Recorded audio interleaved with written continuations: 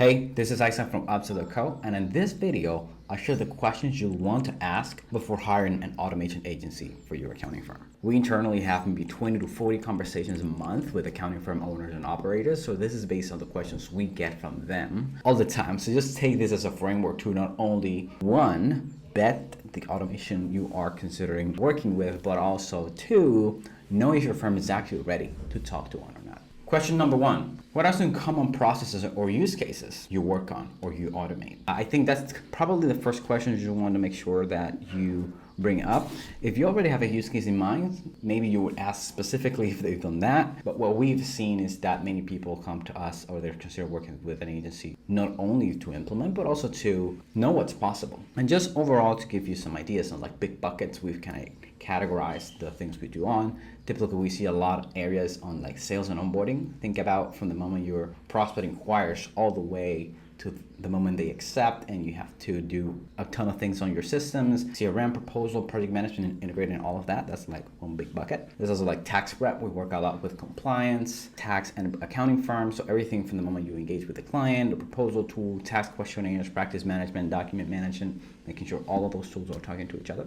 On the month-end accounting side, right, ensuring that everything that's not talking to your accounting software is, that you're creating journal entries from different systems, whether it's payment processor, POS systems, or like arcade billing platforms that your clients use. That's another big area that we see, as well as reporting. Because typically what happens is some of these things I've talked about, you're integrating workflows, meaning you're moving data from one tool to another.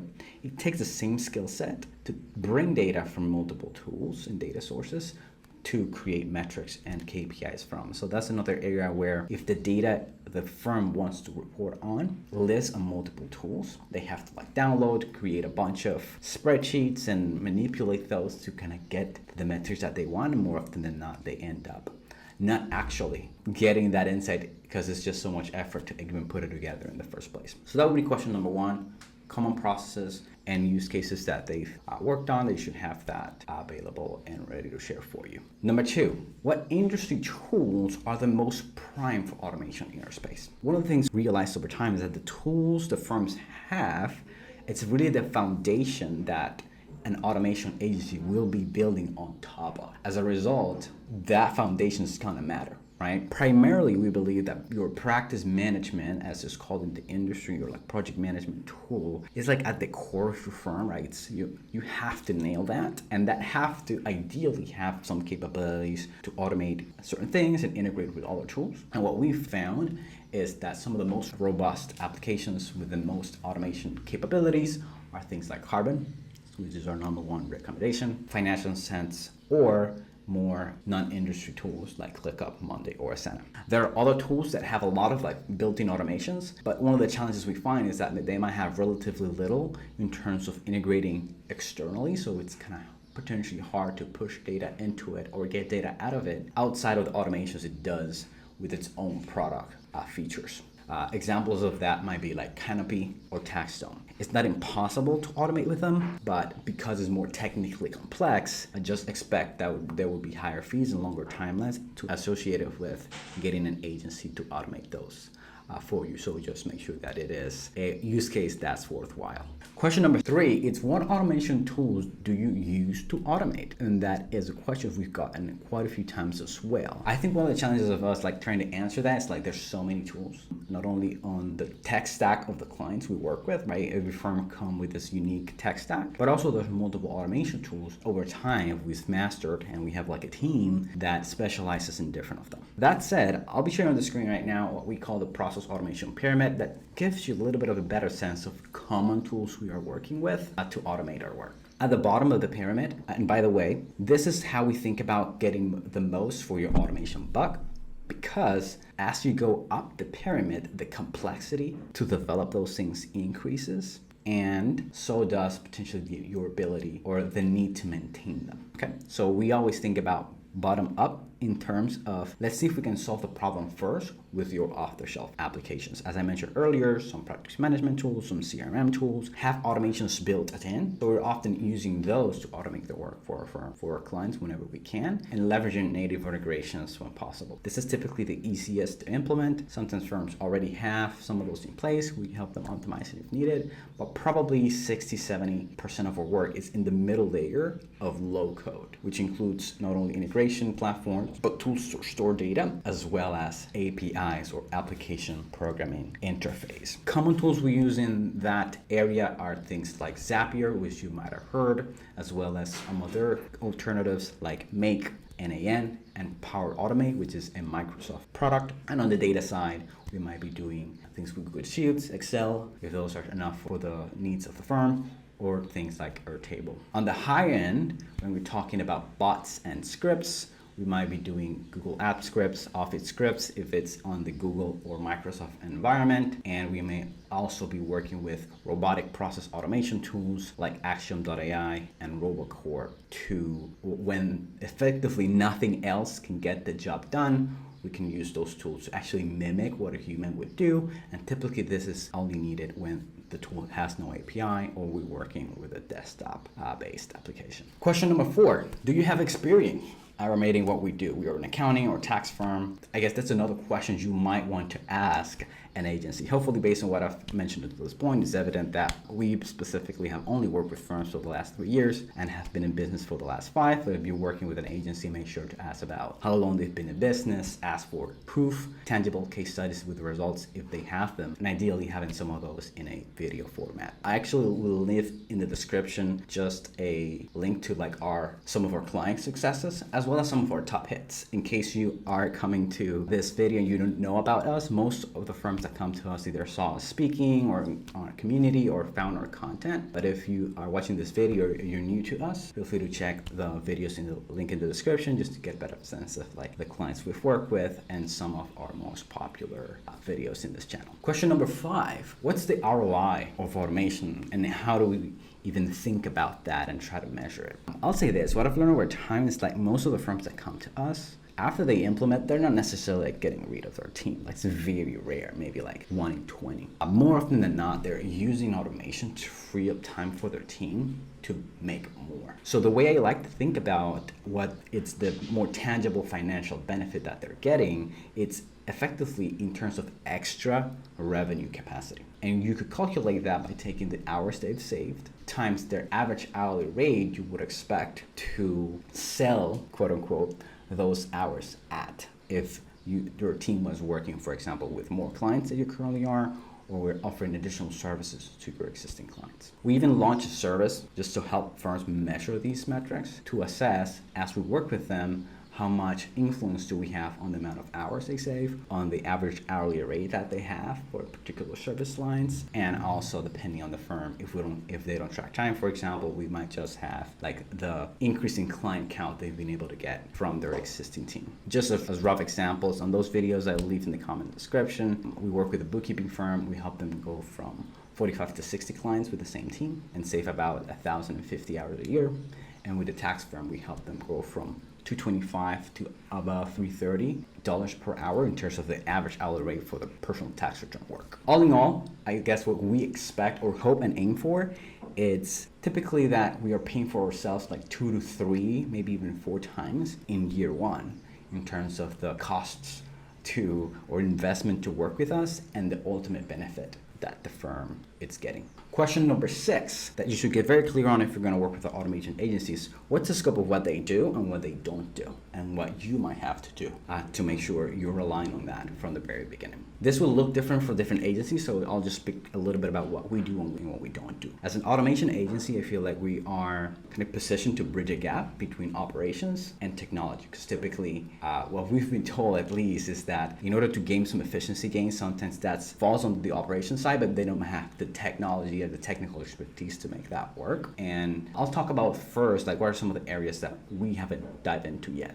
at least as of this recording. And more often than not, the firm's better off either doing that internally or in some cases engaging a separate service for that. One of them, it's practice management implementation. Think about maybe implementing Carbon as an example. Often that's not the best use of our time or the investment the firms making us, because some of those companies, for example, have onboarding teams helping their new users get up to speed.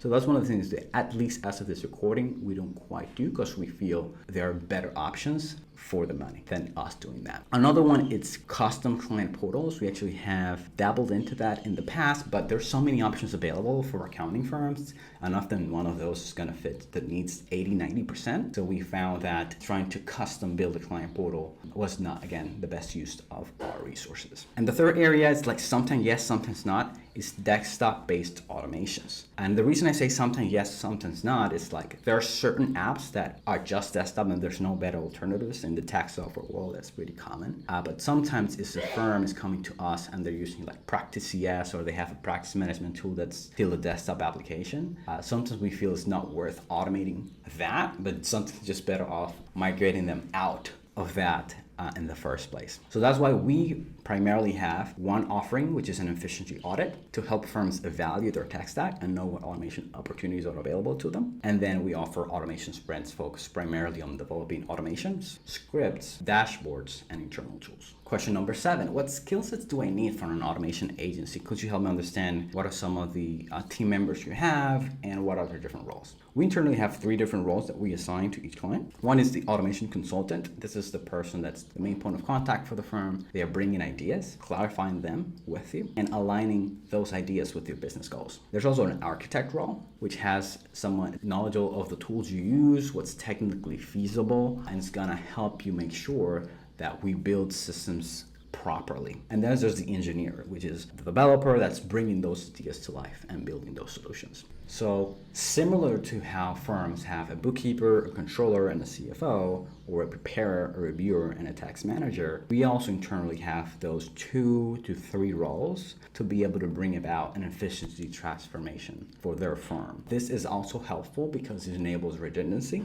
So things are not depending on one individual person as it might be if you're working, for example, with an individual consultant. Question number 8, at what size does it start to make sense to outsource automation? This is more relevant for smaller firms. And I'll say that over time we've played with and have gotten inquiries and spoken with firms that may be solo or making, in terms of revenue, they're maybe below 300, below 250. We found that $250,000 a year in revenue to be a good threshold. And here's why. Let's say as an example that the systems we can put in place can increase efficiency 10%. I think that's conservative, but let's say that that's what we're working on. If you're making like 90 grand a year or 100 grand a year, that's gonna be like $10,000 in potential opportunity. That's kind of hard to work with because, it's gonna be tough to give you a return as an agency fundamentally. If on the other hand, you're like, $1 million firm or a larger firm that has $1 million tax department or accounting department, 10% would be effectively $100,000 of additional capacity. Then we have a lot of more leeway there because even if we cost you 40 grand over a year, you still get, say like a 2.5.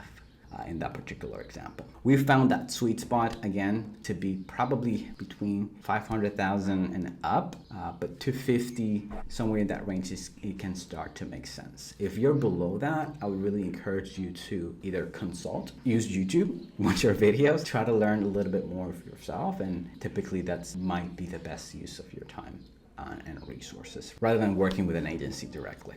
Question number 9, let's talk about the other. At what point does it make sense to actually do automation in-house? I'll say this, because to do it right, you need multiple skill sets. And I think people don't appreciate this, but you need like the person that's the builder and the data and the engineer.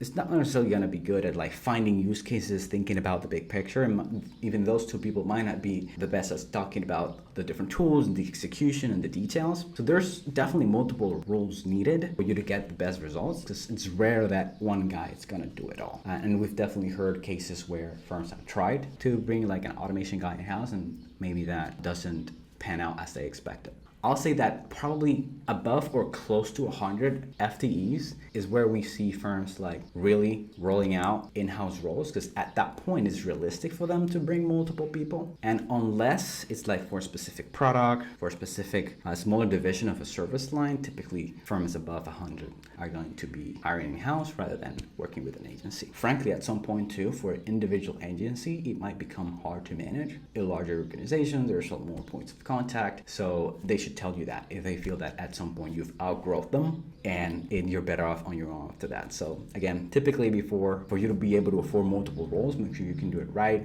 Somewhere around 75, 150 plus is when we'd recommend. Kind of like where you would outgrow an outsourced agency and you might want to go and build an in-house team for automation data. Question number 10, how long does it take to get results, and am I locked into a long-term commitment? Now, we personally don't believe in like 12-month contract or 6-month contracts or even 3-month contracts at this point. We always like give clients the flexibility to opt out if they're not getting value. That said, realistically, like process improvement is a long-term investment. It's not like in a month we're going to change the world for the better.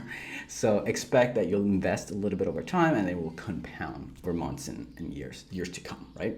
We believe that also something we think about a lot is like how can you streamline a process, not just automate this individual thing. And that's something that clients appreciate from us as well. That's not like, yes, just automate this thing. Let's look at your entire month end, let's do your entire tax prep and work through all the kinks to make sure that workflow is as efficient as possible. Now, more tangibly speaking, in terms of timeline, a small, simple implementation of like a build that you'll actually be able to start using, that might just be 2 weeks. But if we're looking at the entire process, our experience has been, depending on how mature or how complex that process is, how many people are involved, we might be looking at 4 to 6 months to fully streamline that process. If it's more simple or mature, if it's maybe a little bit less clear on what's done, we need to spend time and effort clarifying that in the first place, and it's a more complex process because maybe there's a lot of clients, there's a lot of team members, we might be looking more closer to 6 to 9 months in that particular instance to fully streamline the process. Question 11, how do you implement process changes when people are too used to the process or they don't want to change, right? Because that's one of the other questions we get is like, well, I'm a little concerned that our team's not gonna want to change. How do you make sure you work with them to enable that and manage that change accordingly? I'll say that because, again, as I mentioned earlier, we're not like an individual product, an agency. As a result, our process tends to be very consultative, very collaborative. In no way are we like stepping in anyone's shoes. So really what we're doing is we're helping document what they do, discuss what issues they're facing, and just helping them find a better way to do that process ultimately. And in our experience, even though teams might be skeptical initially, right, they might even be a little bit fearful. What's this guy talking about automation? Are they going to automate our work? Whatever, blah, blah, blah, blah, blah. Typically later on, they start sharing ideas with us directly after we've done a few things, and they start to see and understand the value that we bring. So as we build that trust, and guess what? When they suggest change, you've won them. Like at that point, change management becomes much, much easier. Question number 12, how do you keep our clients' data secure and compliant? I'll reiterate what I said. Because we're an agency and we're not a platform or a software, here's how we do it. We actually work inside your accounts. What does that mean? We configure like a permission scope user in your systems, just like you would be adding like a new team member, for example. And what that means is that we never directly get your data. Everything we do, we're going to do it on your account, on your environment, and none of that's going to be copied or retained in our systems. The other thing we'll say is, like, as I mentioned earlier, there's a variety of tools that we use to do our work. Most of those tools serve and are vetted by large enterprises. So what that means is they have their security basics covered in terms of having SOC compliance, two-factor authentication, enforcement, and just encrypting that data at rest and in transit. So you're like have to cover basics from an IT and data security standpoint. Question number 13. What are the different pricing models that agencies and automations agencies use? I'll say that there are like 4 of them: project-based, hourly, kind of like as a service, or like hosting, and sprints. What we've found is that there's some challenges that come along with doing by the project, because typically the nature of systems is that we'll go in, we uncover new things, and we always do. So over time, we'll have potentially, if we find opportunities that are worthwhile, more things to do. On the hourly side, of course, there's just challenges with that in terms of setting expectations and how much you'll end up paying, as well as really incentivizing efficiency on our end. Because if we charge by the hour, we disincentivize to be efficiency of the work we do. And around the host team and like almost like micro SaaS model, we've found that really doesn't allow the firm to own those assets long term. It can make sense for certain people, and some agencies are doing pretty well offering that model. What we have internally is a one-off audit offer, as I mentioned earlier, where we're helping firms evaluate their tech stack, know what their automation opportunities are, and that's just a one-off fee for the strategy and I guess the initial plan. And then we have sprints for effectively the improvements that we're going to implement. Think of a sprint as maybe like a mini project, typically of 2 to 4 weeks. That's pretty popular in the software world. This is really how most development companies operate. And sprints are just short bursts where we're building something tangible that you can start putting to use. So you can kind of see, I guess, each sprint get a benefit as we go. Question 14 and last question. What happens after we go live? You've built these systems, we're running efficiently, and we are done.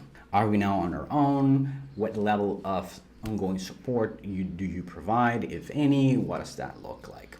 This will depend again on the agency you work with, and it will also depend on the expertise of your firm and your people. I'll talk a little bit about what's happened for us. We've had clients that are quite tech savvy, they're pretty comfortable with these tools, and once we're done, they just run and maintain their systems. Like, I think that's the ideal. We do our best to leave them the documentation, the access, so they're not locked in, and then they can continue to benefit from that without having to, have us involved. For other firms, however, their systems change, they add new clients, new services, new tools, they change things. It's the nature of business. So sometimes what might happen, as an example, a particular client comes to mind where they came to us, we work on several sprints over the course of 6 months. Then we stop and they came back like 6 months later. We work again like 1 or 3 sprints, and then we stopped again. I saw them recently commenting on some ideas they had, so maybe that they might re-engage. I guess engagement could also happen in terms of, hey, I want these implemented, I'm gonna test this, work it out with the teams. If we find any other kinks or any new ideas, then we'll bring you in later on. We're more than happy to do that. As I mentioned, I feel like the power of automation is that you don't have to rely on software powerhouses long term. So sometimes agencies, them hosting solutions means the benefits, they'll handle the support on an ongoing basis. If something breaks, they're responsible for it and not you, so that's the benefit. But you can like paying them, you're renting them solutions from them, just like you would pay a software company, for example, and they would maintain their software. And again, we believe that the power of automations is allowing you to not rely on those software powerhouses, building systems of your own, and ideally not being locked into any particular vendor. And with us, you're not. If you want to learn the steps we follow to achieve some of the efficiency gains I talked about and kind of putting some of these answers into practice, I recorded another video where I dive deeper into our process and the journey we guide our clients through. So feel free to check that video next. And until then, stay efficient.